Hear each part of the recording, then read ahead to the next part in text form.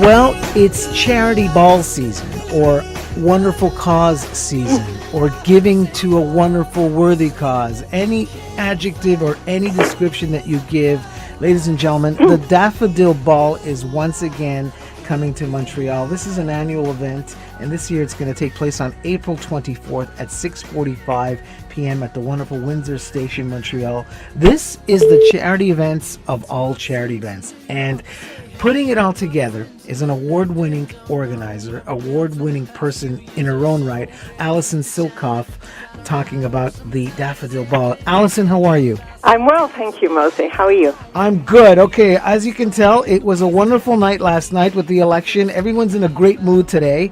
Everyone's kind of sleepy, but I guess every day's a sleepless affair for you because you work so hard on this ball, which I understand is a year-round affair for you. It virtually is, yes, and it's very high stress now. For the last 3 weeks, I barely sleep. So, of course, I didn't sleep last night for other reasons, but I won't be sleeping for the next 2 weeks much either. Now, the cause is obviously the mission of the Canadian Cancer Society it's the eradication of cancer and, of course, the enhancement of quality of life of people living with the disease. You've been staging the Daffodil Ball for how many years now, Allison? Because you're an award-winning, you've won awards staging this fundraiser. This is my 21st year. Wow. I can hardly believe it. It was my idea back in the very beginning. Mm-hmm. And yes, we have won quite a few awards, and I have to say it's a team event. It's not really me on my own. I couldn't do it alone. There's hundreds of people, many of them volunteers, who are involved. And it's just incredible because, as we know, the funds go towards cancer research, and they do indeed have an impact on solving or at least helping doctors and scientists come up with ways to prevent cancer. And some of the money in the last 5 years alone is astronomical. Almost $240 million were raised in the last 5 years for the Canadian Cancer Society. That's just incredible. Yes, that's not all the Daffodil Ball. That's from all sources. But the Daffodil Ball has itself raised $26 million in the last 20 years. $26 million. Tell us a little about what entails going to the Daffodil Ball. How does one get involved in not only purchasing tickets, but guaranteeing that they show up year after year? Well, we have to make this an outstanding event. It's no good just doing a normal chicken dinner with a few flowers on the table because these are all CEOs of big corporations and people who travel a lot and can go anywhere. So we have to spoil them and come up with ideas that are totally different, decor that is completely out of the box, wonderful entertainment that doesn't usually appear in Montreal, all kinds of novel ideas, an incredible menu, very creative.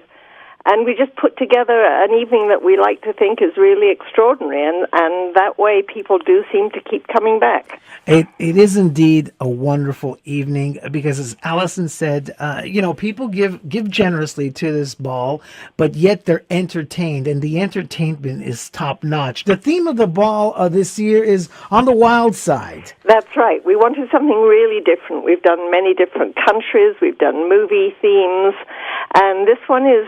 you can interpret it any way you like. You can interpret wild as in Africa, jungle. Wow. You can also interpret it wild, crazy. And the people can dress accordingly. So I'm looking forward to seeing how 650 guests interpret it. I'm beginning to imagine boa feathers and lots of leopard skins. Well, if you're going to wear that, Mose, I will look forward to it with great pleasure.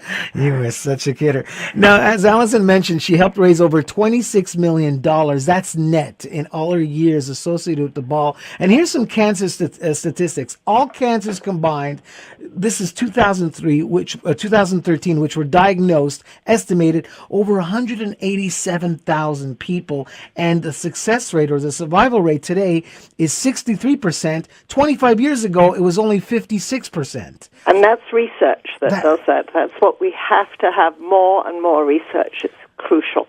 Tell me, how do you select your Daffodil Ball co-chairman? Because every year, as you mentioned, some top CEO executives come to your aid, but I'm sure there's a lot of people that want to help out. How do you say yes or maybe or next year to the other person?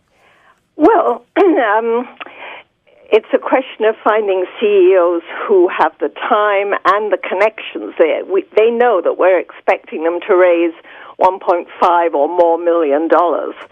So that rules out an awful lot of people. Mm-hmm. And they're working chairmen. They're not just honorary chairmen. So they know that they have to really pull strings and twist arms, and it's not easy raising that kind of money. So it's quite a challenge for them. So we need these very competitive people who want and who care about the cause. And quite often they're recommended from year to the next. The 1 year's chairman recommend the people who are brave enough to follow them.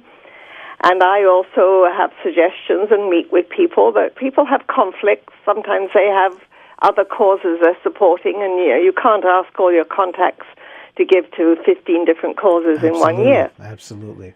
And we must also point out that the funds raised for the Canadian Cancer Society through the Daffodil Ball also offer support for patients living with cancer and their families. They promote healthy lifestyles and strategies to reduce cancer risk. They provide information on cancer treatments, prevention, and support services, and of course, advocate for public policies to improve Canadian health.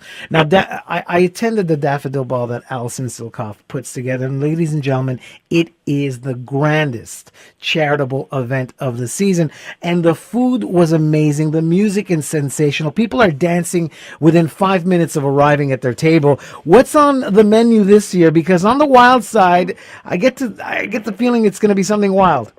Well, yes, I don't want to spoil the surprise too much, but I have to say that Fairmont, the Queen Elizabeth, who are caterers, have been sourcing all kinds of wild food, even kangaroo, crocodile. Oh my goodness! Yes. Are you kidding me? I'm serious. Ostrich.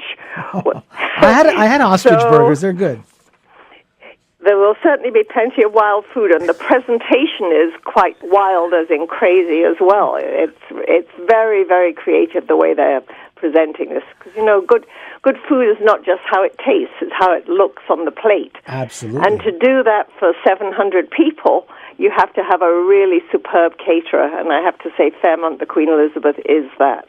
Alison, is there a website or a phone number where people can contact you and log on to if they want to, come to the ball on April 24th if it's not sold out? There certainly is. The ball website, the English website is daffodilball.ca, or in French, baldelagentquille.ca. And they can phone me at 514-932-7517. There you go. That's the number to the 24th edition of the Daffodil Ball. This year's theme, On the Wild Side, put together by Alison Silkoff, a proud Montrealer, and a wonderful staff.